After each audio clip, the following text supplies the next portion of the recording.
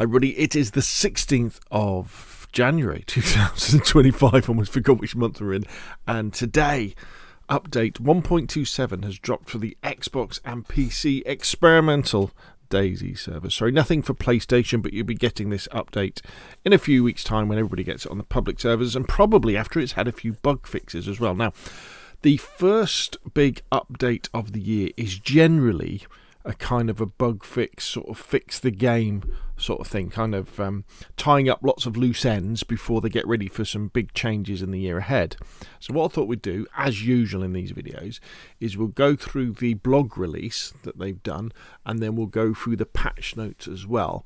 And then what I'll probably do is tomorrow I'll do a hands-on. Well, I'll update my PC local experimental server, I'll jump in and we'll investigate these things. As ever, there's plenty of spoilers here, so if you want to explore experimental and find out these things for yourself, then obviously don't watch this video. And if you're on Xbox or PC and you're thinking, well, how do I get the experimental version of DayZ? On Xbox, just go to the Xbox store and search for DayZ Experimental, and if you own DayZ, you'll be able to download it and install it. And on PC, just go to your library and you should see DayZ Experimental there. So let's see what Adam has got to say. Greetings, survivors. The first milestone of the new year is here. The experimental release of Game Update 1.27. As with previous first of the year updates, the focus is primarily on the stability of the build, as well as various internal tools and processes that will help us prepare for the rest of the year. Considering the scale of our previous update, however, we couldn't leave things totally untouched, so we made a few changes and additions based on our data and your feedback. Here are some of the improvements we've made to the DayZ Frost line. So this is the new snow map. We've reinforced the eastern coast with more places to loot. Aniva City has been expanded, Baykovo Hamlet has been turned into a village, and other smaller locations have been added along the eastern coast. The main island of Sakhal has been populated with more new snowy variants of broken down houses, which offer loot opportunities in the wilderness. Interesting, because often ruins don't have loot, but it's good to know that. Navigation between the vast sea ice plains has been simplified thanks to the addition of buoys and small military outposts, which can be found on small islands, primarily on the island of Burakan. So what they're talking about here is when you get a boat and you've got the ice floes in front of you. We don't really call them ice planes, but you kind of get the ice flows. And sometimes if you got into a boat, it's difficult to find you out. You end up going up lots of dead ends. So there's these buoys, as we would call them in the UK, or buoys, as Americans would call them, which are floating. I don't know how you describe them, really. It's like a floating thing with a light on it that flashes, that will guide you out on the correct passage through. A minor deforestation pass was conducted on Burakan Island in order to make the area a bit more dangerous to move around in. I think Burakan Island is the military area. New static outdoor thermometers were added to Sakhal. Curious players can now understand why their characters are freezing, even when the weather appears sunny and warm, so it'll be interesting to see what they look like. Lastly, we added a major point of interest on the southern island of Shantar. Actually, no, that's the military place. Is that the military place? I don't know, it's the big island, and coupled it with a simple game mechanic as well. Interesting. If you're a fan of the changes we've made to bandaging, i.e. the ability to bandage multiple bleeds with the single hold of a button, then you'll be happy to hear that we've implemented the continuous factor to more actions such as repairing. Domestic animals like cows, goats and sheep are now more likely to run away than before. Speaking of animals, we also looked at your feedback on fishing and decided to make an additional balancing path. It was a bit easier, wasn't it, fishing? When I fished, I would catch something almost every time. Fishing takes longer and is less effective now with incomplete fishing tools. We also took a look at the mechanics behind Bloody Hand. In fact, could you... See, I've been playing a lot of Armour Reforger. Could you fish? Yeah, did they do an update where you could fish off the boats? There's the buoy thing I was talking about there, or the buoy. So there's a flashing light on it, and it kind of floats and tells you, right, this is the safe way through the ice. We also took a look at the mechanics behind bloody hands and food poisoning while cutting up freshly obtained fish. Bloody hands will now result in different diseases depending on which animal was processed. For example, bloody hands from fish will almost always give food poisoning now, and not salmonella as before. It's still highly recommended to wash your hands before eating, though some animals aren't as dangerous as before. Meanwhile, food poisoning has been reworked to reflect different types and quantities of food more accurately. It will no longer decay on its own. Food poisoning has been reworked to reflect different types of food more accurately. It will no longer decay on its own. Rather, it will now disappear slowly as a player battles its symptoms. Okay. So you don't naturally get rid of food poisoning. You have to be proactive in doing something. Okay. Taking, I think it's food poisoning. I thought it would be antibiotics for food poisoning. Interesting. One of the things we anticipated when we added boats to the game was that they would be left in places that are hardly accessible without the use of another boat.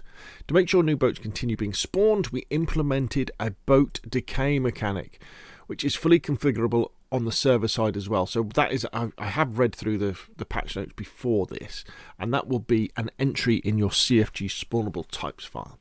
Furthermore, as a follow-up to update 1.26's inventory cargo size reduction pass, we decided to increase your ability to carry a bit more with the addition of a new tool slot to most backpacks. So those means you can almost have like a melee weapon slot. So as you can see in this picture, he's got a spade on the back. I'm not sure if it's all backpacks, but we'll have to do some testing, won't we? I'm sure Wobo will do a video that will show us all of the things that we can attach to all of the different backpacks. We also generalised the glow stick and radio slot, which now accept both, as well as more items, which is good. So I guess you can have the radio, the GPS, the glow stick. They should really put a torch on there as well. You should be able to put a torch there like you can in Armour. The audio side of the game received a lot of attention as well. We heard your feedback regarding the boat audio and overhauled the audibility from both close-up and far points of view. We balanced the audibility of character footsteps by boosting the middle range so they would be more audible and not get lost in the mix of the environment sounds. Some surfaces, like forests, now have the additional sound effect of stepping on clutter. So imagine it's like sticks snapping and leaves crackling. Adding to the intensity of your survival struggles, you can now hear your character's teeth chattering while they're cold. I think that's really good. That's very good. Bullet cracks were reworked and all submachine guns had their shot and tail sounds updated. The feedback I've seen so far is that the sounds are much better. Sakhal also received a number of tweaks to environment sounds. An example of this would be the fact that when a character walks through an evergreen tree with branches on the ground, it will make a sound.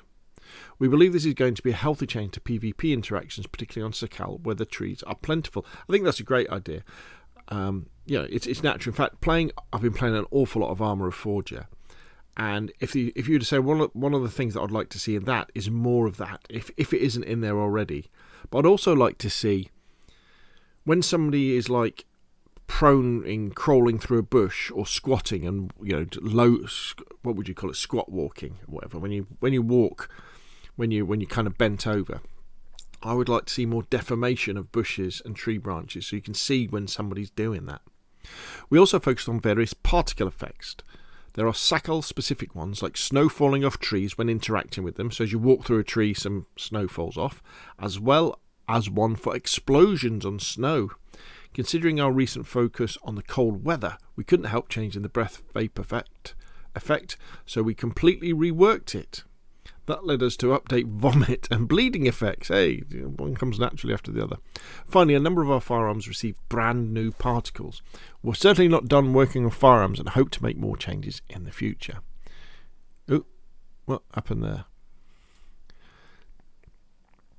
There we go. So as he's cutting down the tree, you've got snow falling off it. Very good. Last but not least, for anyone who's ever tried to retexture a certain vanilla item and found that some just do not work, we've updated a large number of our assets to support retexturing using configs. If you find any more issues with this or with anything else mentioned in this article or in our usual forum change notes, please report your findings to our feedback tracker. You can do so easily by using the feedback tracker link implemented in the games menu. You can find the change logs on our forum. Thank you and see you on Sakhal. On behalf of the DayZ team, Adam. Excellent, Adam. Very, very exciting. So let's dive into the PC changelog notes, which often are a little bit more in-depth. So again, spoilers warning. Let me just have a drink of my hot chocolate. Oh, I'll tell you what, that's a bit alright, that is. Oh, that's very nice. Okay, Frostline added. New villages added to the eastern coast. New shipwreck location off the coast of the Shantar Islands. So I think that's the thing they were talking about, wasn't it? Added wooden log cabins on mountainsides. So the idea with this, the eastern coast, is to what's happening a lot is people spawn in on the sort of the north and the northwest, northeast, and then they head sort of directly southwest towards the land bridge to get to Italy. So they're saying, well, let's have more interesting things around that side. Loot and map enhancements. Improvised sandbag bunkers on Burakan Island replaced with new concrete bunkers. Dynamic military containers now require corresponding key to be unlocked. Now, so the military containers that you find on the beaches that have really good kit in, like M16s and M4s and stuff like that, they're created by dynamic events. So I'm wondering if this means that every single one of them will need a key to be unlocked. And I wonder what that key will be. Will it be the key? Because I think the only key that we know of at the moment is the key that's in the is the key to the scientific briefcase. But it can't be that. So it wouldn't make sense, would it, for them to be the same? So I'd imagine there's going to be another key that's been added. VSD variant with wooden stock, handguard, and old metal body. Aniva City has been expanded. Reduce the vegetation cover on the military island. Environmental interactions.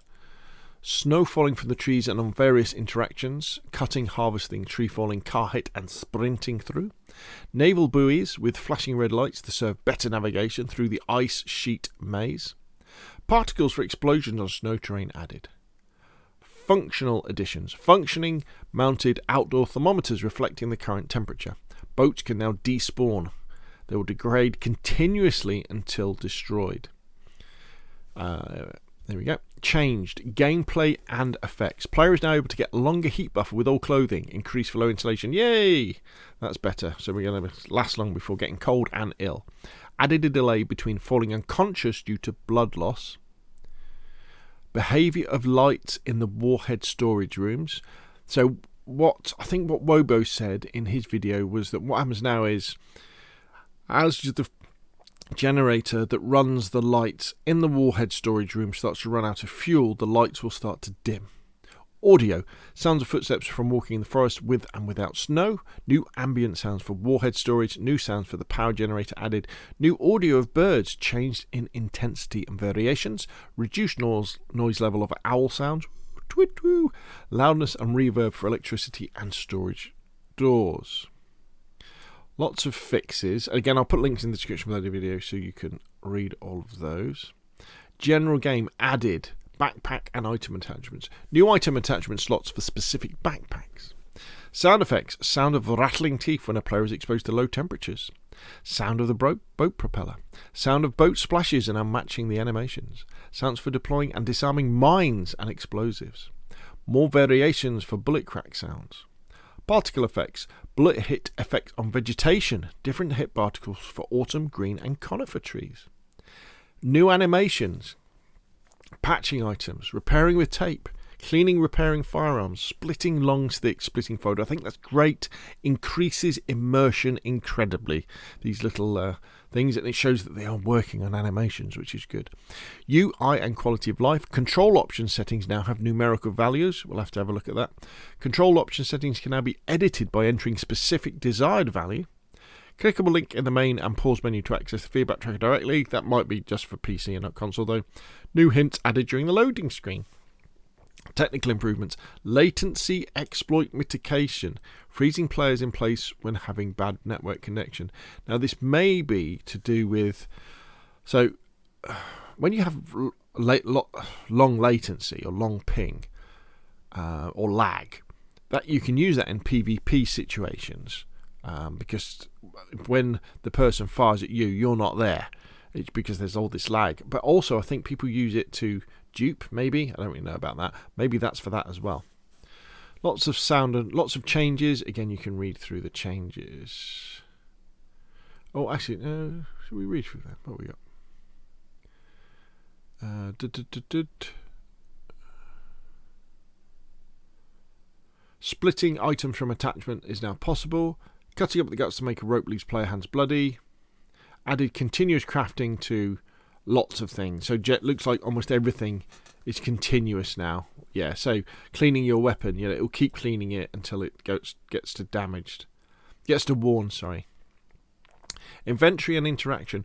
When scrolling through the inventory, the active gear selection remains pinned to the top of the screen. I'm not quite sure what that means, so we'll have to have a look at that in game. Food poisoning has been reworked. Chances to catch salmonella versus food poisoning have been rebalanced. Cooking human steak to burn steak is no longer removing the brain disease, Kuru. Water boiling when cooking is now indicated by particles and a new audio sound. I guess it's bubbling. Fishing mechanics rebalanced. Burn rate of fireplace fuel except firewood and kindling has been increased. Yeah, that's interesting because it was a bit odd, the fact that you could start a fire with sticks and it would last for a long time. Increased blood regeneration for low food and water levels. Increased blood regeneration while unconscious if the blood level is low. Items carried by players while swimming now adjust more quickly to match the water's temperature. Surrender emote is no longer possible when standing on cars and boats. I guess there was some sort of exploit. Particles for cooking hot items and breath of characters. Particles for vomiting and bleeding. Items that are obtained by fishing are no longer of pristine quality. Fireplay goes from scorching to cold slower to make more space for igniting it. Excellent. Dead foxtail changed. Cows, goats and sheep are more likely to run away. So then we've got lots of fixes. Churner, more fixes. Launcher, added description field for servers. Again, this is PC. You can now double click a server to join it. Excellent. Fix the server browser would falsely put servers, blah, blah, blah. Modding. I had a quick look through this. Apart from adding the CFG gameplay entry for the